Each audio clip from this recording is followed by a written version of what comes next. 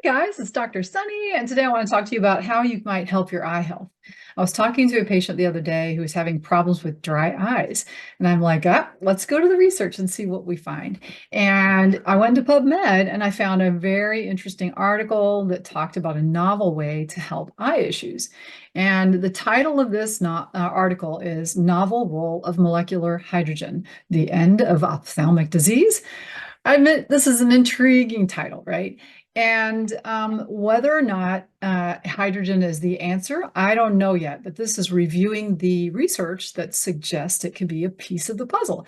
And you'll see the highlighted text here. Accumulating evidence suggests that hydrogen gas is protective against multiple ophthalmic diseases, including cataracts, dry eye disease, diabetic retinopathy, and other fields.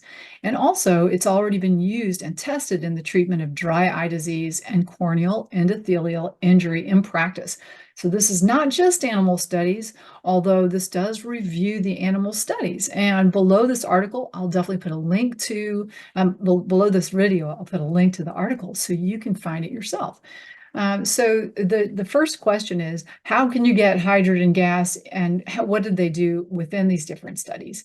Well, the fact is a lot of these are on animals, and we do need more research on people. But when we look at the methods of delivery, because we're dealing with eye issues, quite a few of them used eye drops. You can also drink water that has hydrogen in it. You can use IV administration by putting hydrogen gas into normal saline.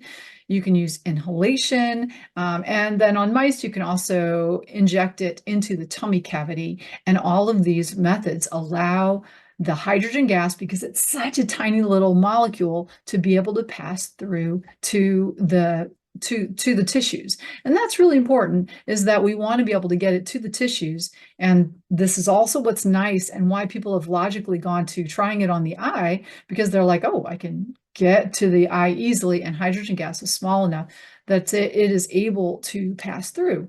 So within this article, it's going through, first off, what are the mechanisms? What are the ways in which hydrogen can affect the body, affect cells? What are the advantages of molecular hydrogen for looking at how to treat ocular diseases? And then it gives some really nice graphics. This one here is showing all the different issues that we see within the eye that could be emerging applications for using hydrogen to try and help these things. And then it lists all of the studies, right? So they're looking at effects for dry eye, burns of the cornea, like with alkaline solutions, cataracts, uveitis, glaucoma. So a lot of different issues for the eye are being looked at. And then it gives a nice overview of what hydrogen gas can do. And it reduces what we call oxidative stress. Basically, oxidative stress is what happens as we age, as we are exposed to stressors, as we are exposed to toxins or have infections. It's our body responds by creating these free radicals. And when there's too many, it starts to actually age us faster, guys. So we want to reduce oxidative stress, and we also want to reduce inflammation. Everybody needs a little bit of inflammation to help us heal, right? And a little bit of oxidative stress is important, right? But what we don't want is too much. And hydrogen gas seems to be able to help modulate down both the apoptotic effect of reactive stress, as well as the stress that having too much free iron floating around can have on the body. Iron is one of those things. It's kind of a Goldilocks element in the body. You don't want too much, you don't want too little, you want it to be just right. And hydrogen gas is able to address these, and it's able to pass easily through membranes. And so while we may need more research, well, that's just because we always need more research.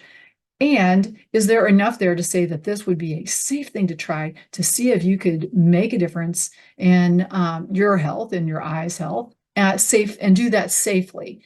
My feeling is now there's enough, the body of evidence is sufficient to say there's probably a good effect there, and that it is quite safe.